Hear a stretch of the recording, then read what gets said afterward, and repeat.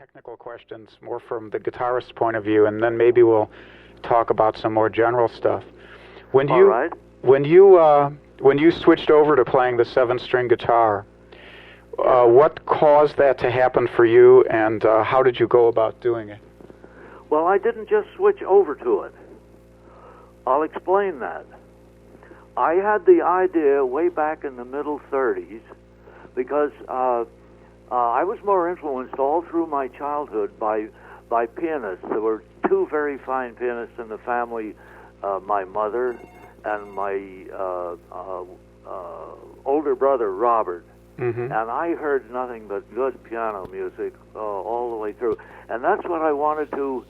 I didn't play piano, but I didn't want to get into the competition between my mother and my brother. And so when I got my first guitar, why I started planning way back in the early 20s about how to extend it, but I didn't do anything about it. I just played for years. And then in the middle 30s, I started thinking about it very seriously to make a lap piano out of it, yes, to extend the range so that it had at least 4.5, 5 octaves. And how I did that, I had an extra guitar that was good enough for a trial run, and I eliminated the top E string and strung it from the B string on down to the 7th string, a low A. Mm-hmm. And I worked a year and a half on that to familiarize, you see, because that became the secondary tuning. See, this you got the Spanish, the regular Spanish guitar tuning of E to E, 2 right, octaves, and then the secondary tuning, which is also a 6-string tuning, but it's from B to low A. Mm-hmm. Then the third tuning is all 7 integrated. Right. Yes, and so I figured out the mathematics involved and the in stressing a neck and all that, which wasn't too hard to do. Mm-hmm. And I designed a neck with the proper width and the proper cross-section shape, and I presented that. I was very closely associated with the Epiphone Guitar Company at that time. Mm-hmm. And I presented that to Epistopoulos Stathopoulos. Now, he was the Epi in the Epiphone. Right. And a very progressive, intelligent man. Mm-hmm. And I thought, well, maybe I'm going to get a little backlash on this because of its being a little bit radical, particularly for that time. And I presented the idea to Epi, and he leaped at it. He said, "Sure, let's do it." Great. He was a very progressive-minded person. Uh-huh. And so he went ahead on it, and I provided the measurements. And Epi had an old 65-year-old man there. It was just absolutely a master neck man. Mm-hmm. And he hand-carved a neck out of rock maple, perfectly stressed with the fiber divider and the truss rod in it. Mm-hmm. And now this is after about 6 months, 5 or 6 months. I took my beautiful deluxe Epiphone into the factory and stood there and watched this old gentleman saw off the neck just like it was a log, and I felt like I was going through childbirth. I'll bet.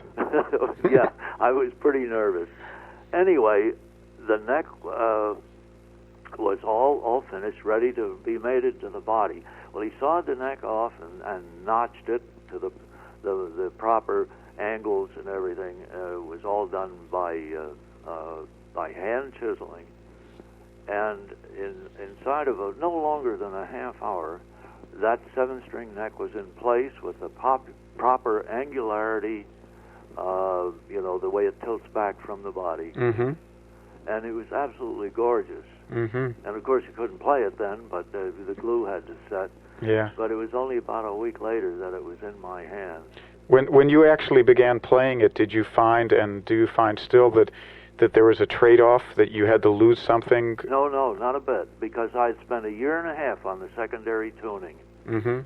And it was a very simple adjustment. In fact, I was working with Adrian Rollini's trio in Atlantic City at the President Hotel Mm-hmm. when the instrument was delivered to me. And we were doing 3 shows. We weren't playing for dancing or anything. We were doing 3 presentation shows. Right. And I took it up for the second show. I took it on stage, and had absolutely no trouble at all. Yeah, that was the end of it. That was the end of the 6th string. That's the absolute ending of the 6th string era for me. And not that I look down my nose at it, but when I don't like to pick up a 6th string guitar now, because did it feel like a banjo to you? No, it's like playing half a piano keyboard. My thinking has to change. Yeah.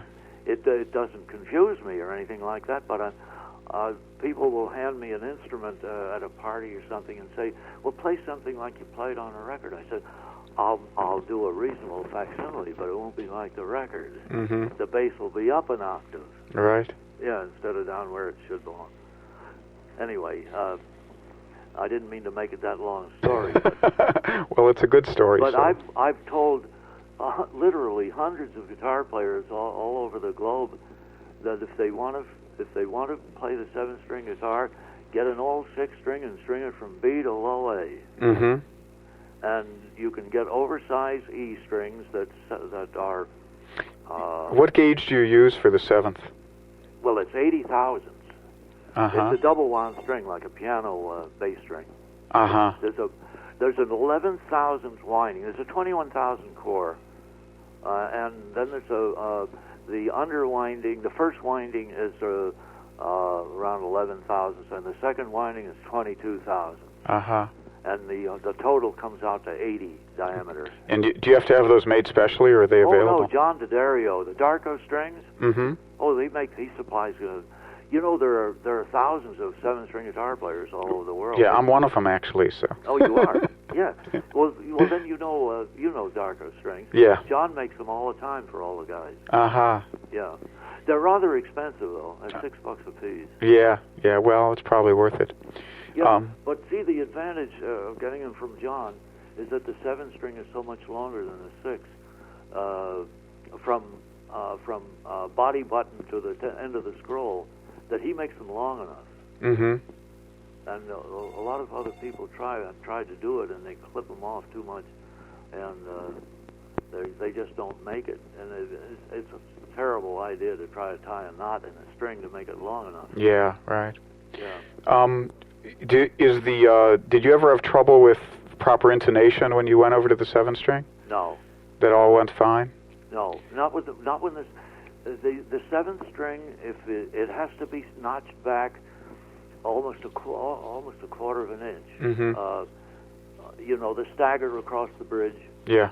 Yeah, and it has from the top E to the low A. It depends on the guitar itself. Mm-hmm. But mine is staggered back a quarter of an inch. Mm-hmm. And I make all my own bridges. Out of 5/8 square machine brass. Mm-hmm. And they add a lot of sustenance. Yeah. Because the wood saddle is really the wood saddle is fine, but the wooden bridge doesn't really sustain the instrument properly. Mm-hmm. Mm-hmm. I see. I mean, for sound sustenance, not weight. Yeah.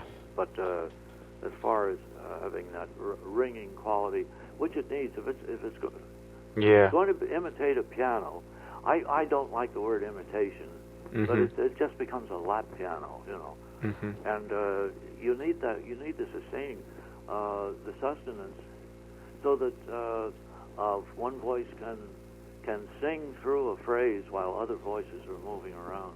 Mm-hmm.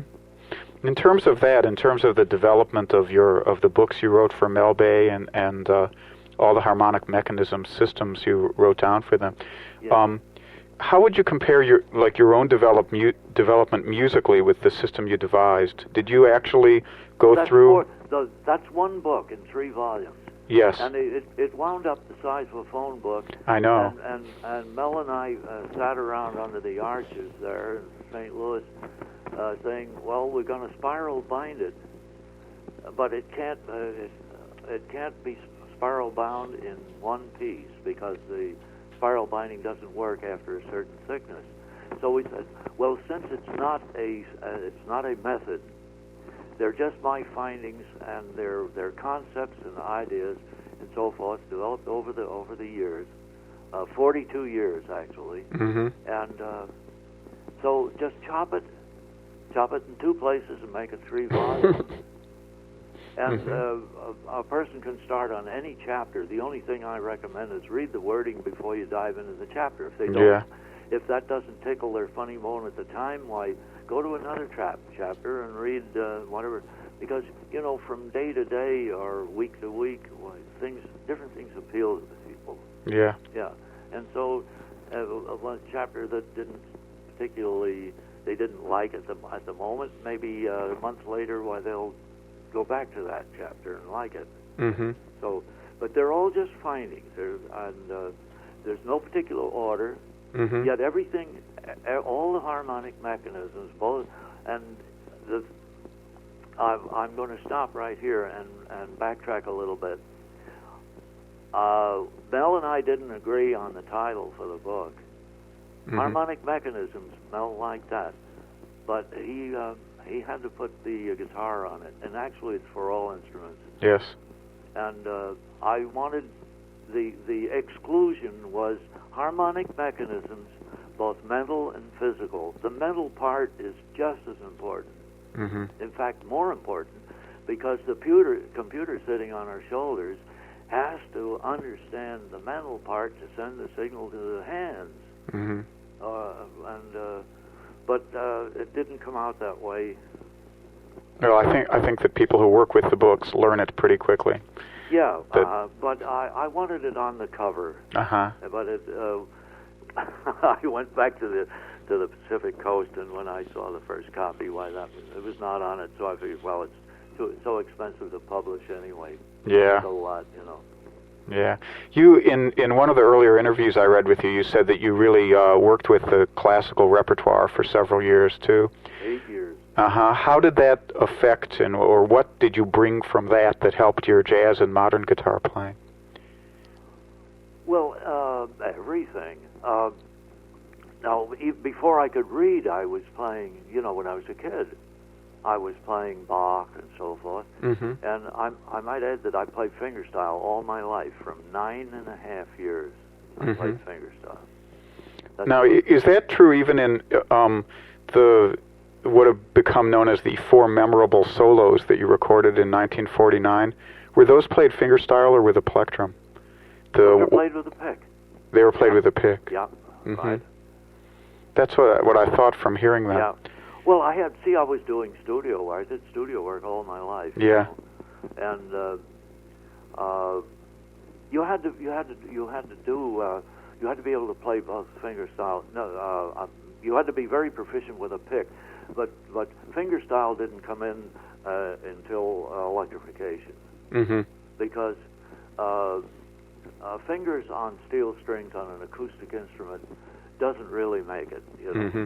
It sounds like a couple of mice trying to get out of a paper bag. Yes. Yeah. So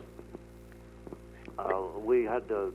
I was the only. I think I was the first one to do a finger solo on steel strings. Uh huh. And I did that in.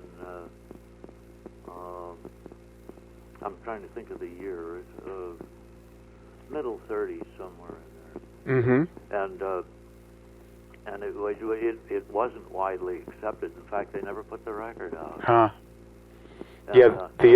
I did it for Brunswick, the old Brunswick label. Huh. The stuff that you recorded with Stan Reitzman and Eddie Miller. Yeah. There was a lot of fingerstyle on that, wasn't there? Oh yeah. There's a mixture. Mm-hmm. Yeah, and with the lousy pickup on the fingers, it's scratchy and bad, Uh-huh.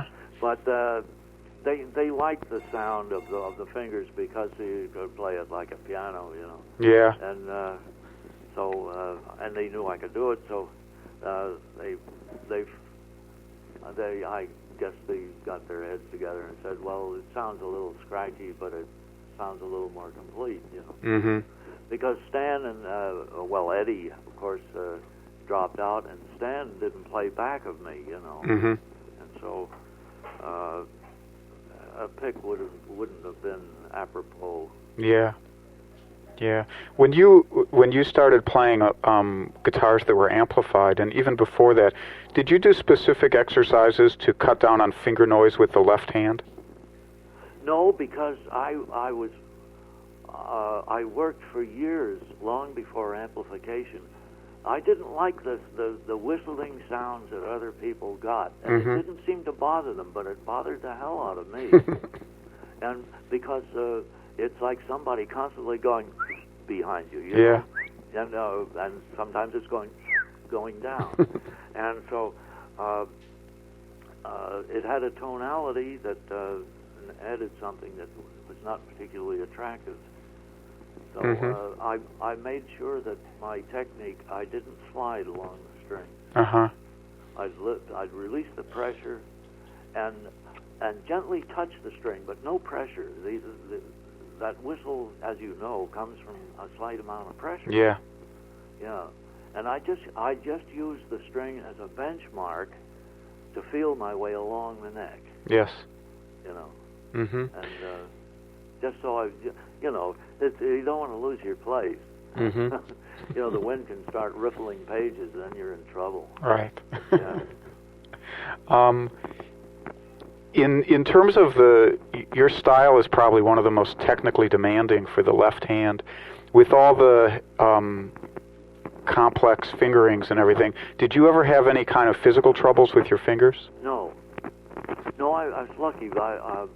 I beat the heck out of my hand all my life, and the only problem I had was I was involved in a car accident about 3.5 years ago, Mm-hmm. and it damaged 2 fingers on my left hand. Mm-hmm. But it was only temporary, and I still feel it once in a while now, but it's getting better. Uh-huh. Yeah, but not enough to stop me from playing. Mm-hmm.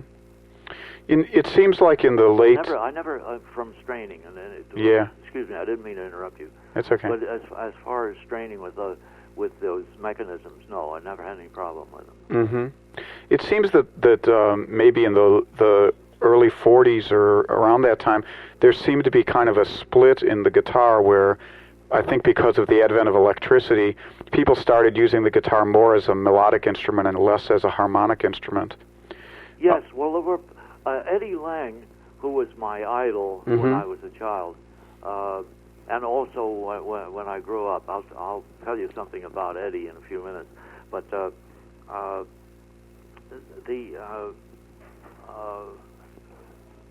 that influence. There was a man named Sleepy Hall who he put an Elton mute, the slug of metal that's clipped on a banjo, Right. a bridge, and he made some records. Have you ever heard of Sleepy Hall? No, I haven't. Yeah, well, anyway, he was a very meticulously clean single note player. And of course, he played banjo.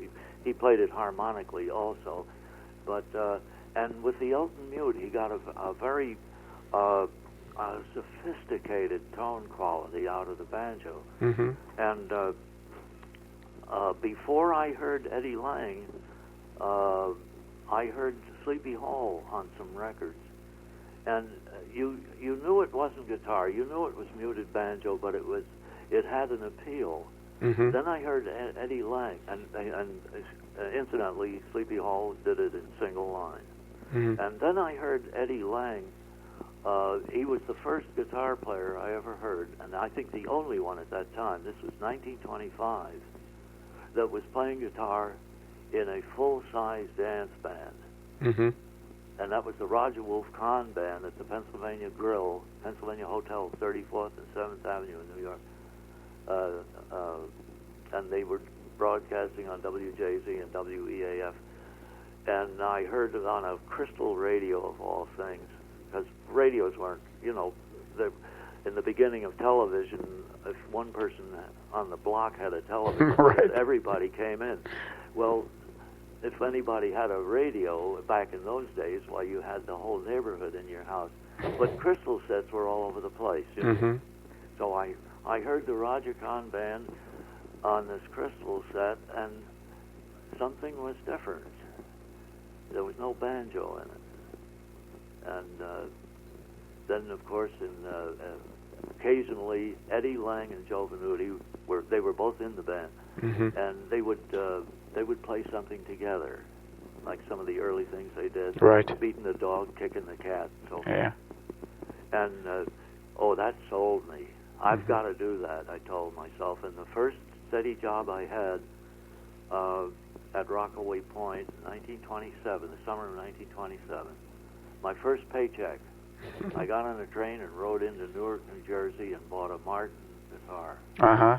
Yeah. And that was my beginning on guitar. Uh-huh. And as far as playing, when you first played, were you with Eddie Lang? There's a lot of chordality in what he plays, but also a lot of single line playing. Yes. Yeah, Eddie played a mixture and did it very well. Mm-hmm. If he had lived, he would have been as progressive as tomorrow. He's a very, very talented man. Uh-huh. And listening to some of the things he did in the middle and late 20s on records, some of the things he did with just guitar, saxophone, and maybe another horn, or maybe with Bix on piano. Mm-hmm. Very, very well done. They wear well. Uh-huh. Yeah. But later on, when kind of in the Charlie Christian era, when the guitar headed towards being a more melodic instrument for most players, well, it became an important voice in the orchestra, because now you could write for it and it would be heard. Uh-huh. Yeah. And so but it started before Charlie Christian. Mm-hmm. I blew out all the lights backstage at the Strand Theater in Times Square. This is 1934. Uh-huh. Yeah, with an amplifier. Yeah, they threw me a Spider with 200, a 220 Spider. Uh-huh. Backstage, and they thought it was a 110, and wow, everything. Boy, that amplifier went off like a bomb. Yeah. Predated the psychedelic music era. Yeah, and it was a peanut amplifier. It had an atrocious sound, Uh-huh. But we used it because the show I was doing, it had a voice in it that had to be heard, and so it was heard. Mm-hmm. But it was kind of shrill. Did you find it less interesting to play in that style than to play your the lap piano? I played my style. Hmm. Oh yeah. No, it wasn't single line. Uh-huh. No. I've done a ton of studio work with single line. You wouldn't know me from any other guitar player. Yeah.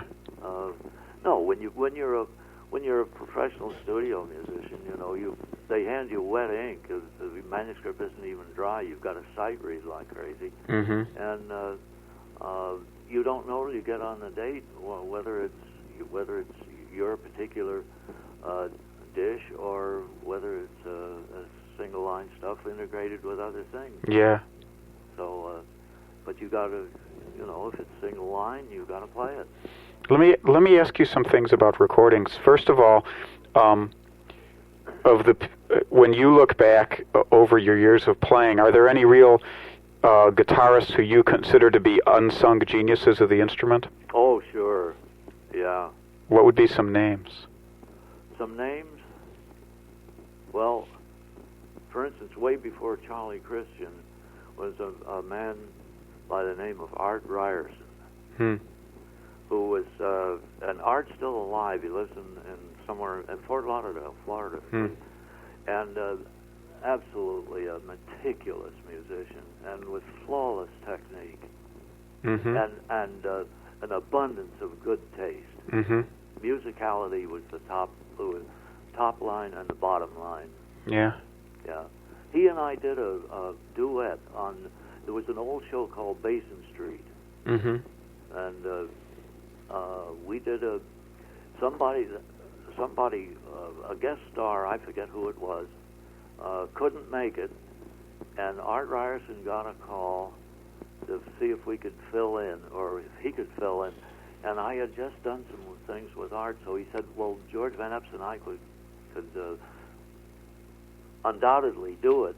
Uh-huh. But if I can get a hold of George. So I was living in Freeport at that time, at my in-laws' house. Mm-hmm. And the phone call came through, and I just had time to get on the train, the Long Island Railroad, and get into NBC. Mm-hmm. And we did the show. We did 2 solos on that show, and we had never played together before. Uh-huh. In that way, we'd been on record dates before where we're just sitting there playing what somebody else wrote. Right. Yeah. So we did one composition of Art's and one of mine, Mm-hmm. and we had about 45 minutes to hole up in a little room and make some sort of a half-a arrangement, Yeah. And they came out very well. Great. Who else? Well, let me see, around that era. Well, I think Alan Roos Uh-huh. was a very marvelous guitar player Mm-hmm. and a nice person and the best student I ever had. Uh-huh. And I think he was an unsung hero. Yeah, I've heard some of his playing, which is wonderful. Oh, he did some things he took my place with Benny, Mm-hmm. and he did some things. I could be with you. If I could be with you one night. Is that the title? Mm. Donna, how does that title go? Da da da da da da da da da da da. If I could be with you 1 hour tonight. That's Uh-huh. it. Yeah. And have you ever heard that? No, I don't think so. Well, if you ever see it, grab it, because Alan plays a solo on it that stands up today. Mm-hmm. Yeah. Are there any plans for re-releasing any of your recorded material? Yeah, some's already been re-released. The Mellow Guitars one is out, I know. Yes. Uh-huh. And that's Paul Weston and Joe Stafford's company. Uh-huh. And they're trying to get the masters away from Capitol. I did 4 albums for Capitol. Yeah. The 4th album never came out. Uh-huh. 3 of them came out. Uh-huh. And were issued, rather. Uh-huh. Released. And they're trying to get them all from Capitol. Now, they successfully got the master tape from Columbia. Right. And a lot of people tried. Johnny Mercer tried for years. So did Gordon Jenkins. Mm-hmm. Tried to get the master to reissue it, and Columbia wouldn't release it. Well, Paul used his head. He worked for Columbia for so many years. Mm-hmm. He offered them 9%. Hmm. See, nobody else offered them. Right. Money talks. And they took the bait. Uh-huh. And so Paul and Joe are trying to do that with Capitol. Great. Are there any plans for you to do any recording in the future? Yes. Howard Nalden and I may do an album. It's in the talk stage. Yeah, it's good. He's I would say he's around 30, and he's a good player. Uh-huh. Excellent player. We've done some jazz concerts together. Uh-huh. Okay, well, I think we're probably going to run out of tape here pretty soon, so I think we'll call this to a halt. I would like to talk to you and listen to you all day.